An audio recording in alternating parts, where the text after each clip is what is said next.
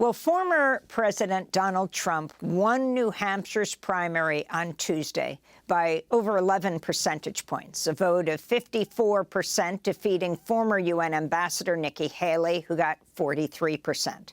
Haley was the last major challenger to Trump after Florida Governor Ron DeSantis ended his presidential bid Sunday night and threw his support to Trump. Trump is the first non-incumbent Republican presidential candidate to win races in both Iowa and New Hampshire since both states began leading the election calendar in 1976.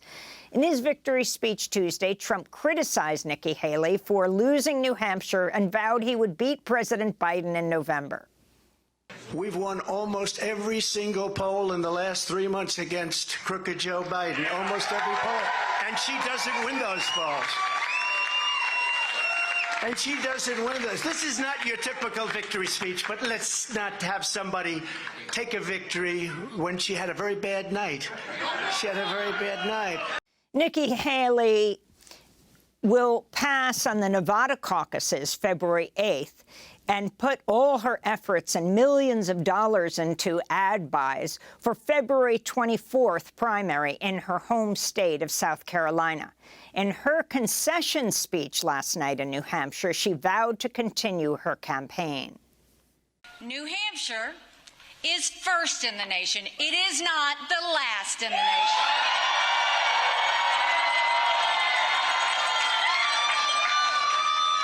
This race is far from over. There are dozens of states left to go.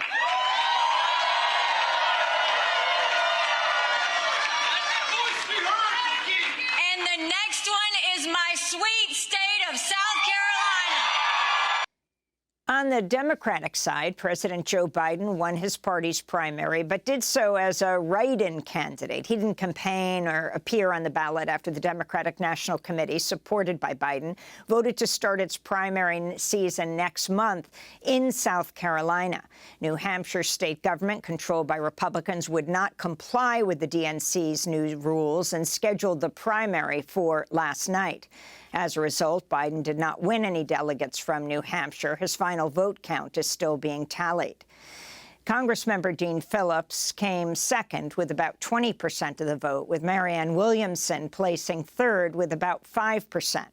For more, we're joined by Arnie Arnesen, longtime radio and talk show host in New Hampshire, former New Hampshire legislator and Democratic gubernatorial candidate in the '92 elections. She's the host of The Attitude on WNHN-FM in Concord, New Hampshire. Arnie, welcome back to Democracy Now! I think you were our first guest in 1996 when we were covering the New Hampshire primary. Don't tell anyone. It's aging, both of us. And I've been covering presidential politics with you, Amy, for such a long time as well. So thank you for having me back. If you can first respond to Trump's win, the significance of that, and also explain how the New Hampshire primary works with independents, with Republicans. He got something like three-quarters of the Republican vote. But I think Nikki Haley beat him when it came to independents. So let me, we're such a quirky place. We actually have a law in New Hampshire, and that law was actually written in 1975, that the New Hampshire primary has to come 1 week before any other primary in the country. So when the Democrats, for example, decided to go to South Carolina, we couldn't change the law. The law said we have to have a primary, and the primary was yesterday. Republicans kept the same calendar, so therefore Republicans had an official primary, and the Democrats had an unofficial primary. But the law was we were going to have a primary by hook or by crook. We couldn't change it. The Republicans controlled the governor's office, the House, the Senate. They weren't going to rewrite the law. It was beneficial to them, the Republicans. So again, that's one of the reasons why Donald Trump had the only official primary, and there was a write-in for Joe Biden. So now let me also explain something else. There are sort of three groups in New Hampshire: Republicans, Democrats, and something called undeclareds. Undeclareds are actually the largest registered group in New Hampshire. They're over 40%. And as a result of the undeclareds in New Hampshire, if there is an election, undeclareds in the primary have a choice. They can pick up a Democratic ballot or they can pick up a Republican ballot on the day of the primary. There was no reason to pick up a Democratic ballot because what's the point? You were writing in Joe Biden. It wasn't going to be recognized by the DNC. So the motivation for them, all the motivation, was to pick a Republican ballot. Now the question is, what were they going to do when they picked it up? They really only had two choices. They had Nikki, who is, I describe her as MAGA polite, or they had MAGA. In other words, they had Donald Trump.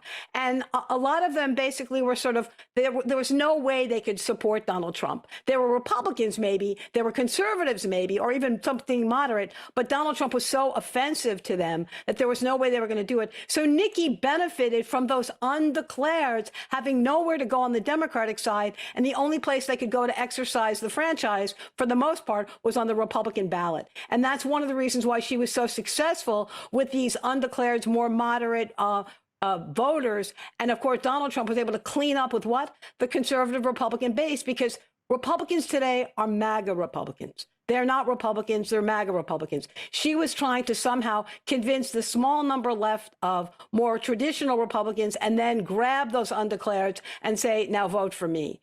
But Amy, there's something that's really important here. She lost by 11 percentage points. Everyone says she may still have a future. There's some way to go. This state was designed for Nikki Haley. If there was a state she could win in the entire United States, it was this state, and she still lost by 11 points. Can I explain to you why I say this? I just posted this on Facebook. I want you to hear it. She had everything in her political backpack, and she still lost. Why? She had great weather, unlike what you saw in Iowa. She had an affable political windsock named Chris Sununu, my governor, who basically was attached at her hip and gave actually probably more speeches than Nikki did and was more positive about her election than even she was. She had Coke money.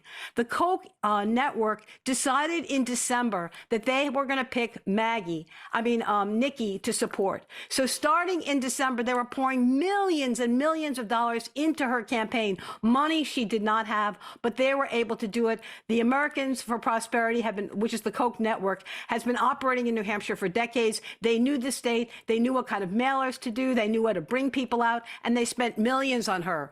She also, as I just mentioned, had the undeclareds only having one choice, to vote in the GOP primary. She had no Democratic primary of consequence because it was a write-in. And then last but not least, this is really important. What is New Hampshire?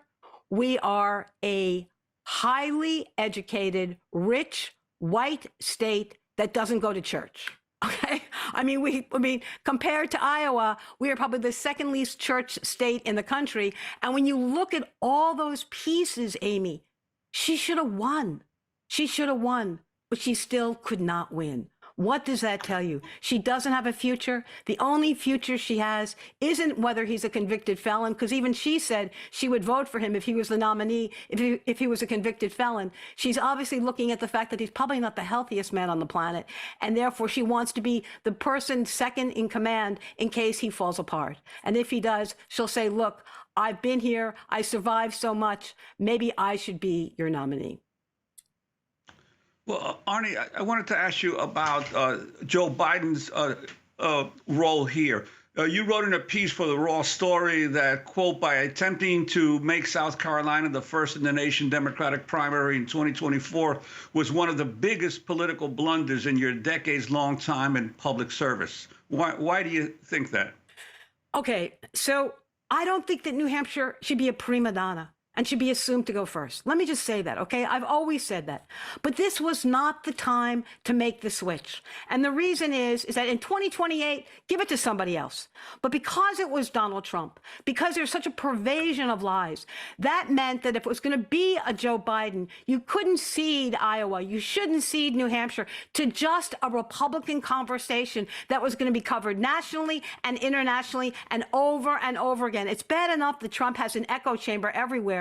But then in some ways, Joe Biden gave him an even bigger echo chamber because there was no Democratic conversation in either Iowa and New Hampshire. And even if you thought people were running against Donald Trump, whether it was Ron DeSantis, whether it was Vivek, whether it was Nikki, they never touched Trump.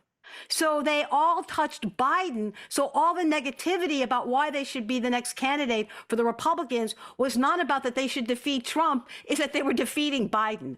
So to a large extent, he ceded them the playing ground. He allowed them to continue the lies, the distortion of the economy, the ideas about the border. All those things became the headlines, and nothing about what he had accomplished, who he was, even obviously the conversation about abortion. Now it's the third rail for Republicans, but they basically did not have another voice. And so by deciding to go to South Carolina, it was a yawn. Nobody's going to be focusing on that. It's assumed he's going to win. He doesn't gain anything with South Carolina, but he would have gained something by having another message coming out of Iowa, coming out of New Hampshire, as they were focusing on what the choice would be in 2024 for president. It was a stupid political mistake.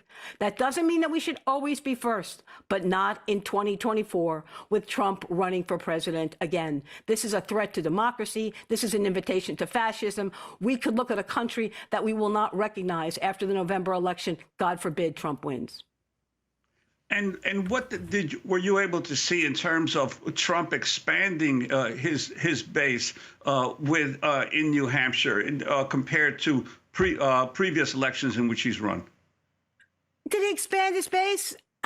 His base are Republicans. His base are MAGA. He doesn't expand his base, but frankly, if he's going to win the nomination for he doesn't need to.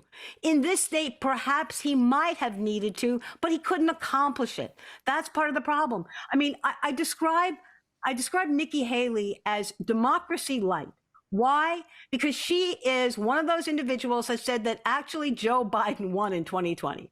In order to be a good Republican, you have to say that Joe Biden did not win in 2020. But she said that Joe Biden won in 2020. But then what does she say? But if Donald Trump is a convicted felon and he happens to get the nomination, I'll still vote for him. So part of the problem right now is if you don't buy into the lie that Joe Biden isn't legit, you can't be a Republican anymore. And if you actually believe that Joe Biden is the president of the United States, then that's where you would expand your base. But he can't expand his base because he demands the following that follows him in his cult to say, Joe Biden is illegitimate. I am actually your president, and I am the one to win because I will be your retribution. That's what he's about. And every time Amy says, well, chaos follows Donald Trump, guess what?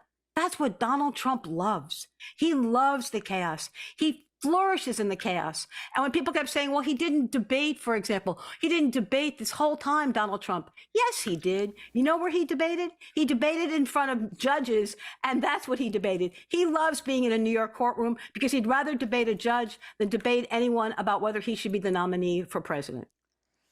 Arnie Arnesen, when he called Haley an imposter, he falsely claimed he'd won the general election vote in New Hampshire in 2016 against Hillary Clinton. He didn't, she did.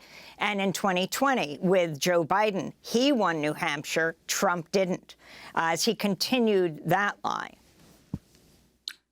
Amy, you're acting like facts have meaning. I mean, with Donald Trump, I mean, when everyone kept saying that, remember when he said the comment about he mixed up Nancy Pelosi and Nikki Haley about what happened on January 6th? He didn't mix it up. I hate to break it to you. That wasn't his senior moment. That was intentional. Because now what he's doing is he's sort of doing this male merge so that now Nikki is Nancy Pelosi. Now Nikki is Hillary Clinton. Now Nikki is anyone who's actually taken him on and maybe defeated him. Now Nikki becomes that person. The cult doesn't care about the facts. You can say to him, but oh, Donald Trump, you lost. No, he never loses. And the base that follows him believes he never loses. So you and I are focused on numbers, we're focused on votes, we're focused on facts. That is basically not an essential requirement for people that support Donald Trump. They don't need facts, they just need him. Arnie Arnesen, I want to thank you for being with us. Longtime radio and TV host in New Hampshire, host of The Attitude on WNHN-FM in Concord, New Hampshire, former New Hampshire legislator and Democratic gubernatorial candidate in the '92 elections.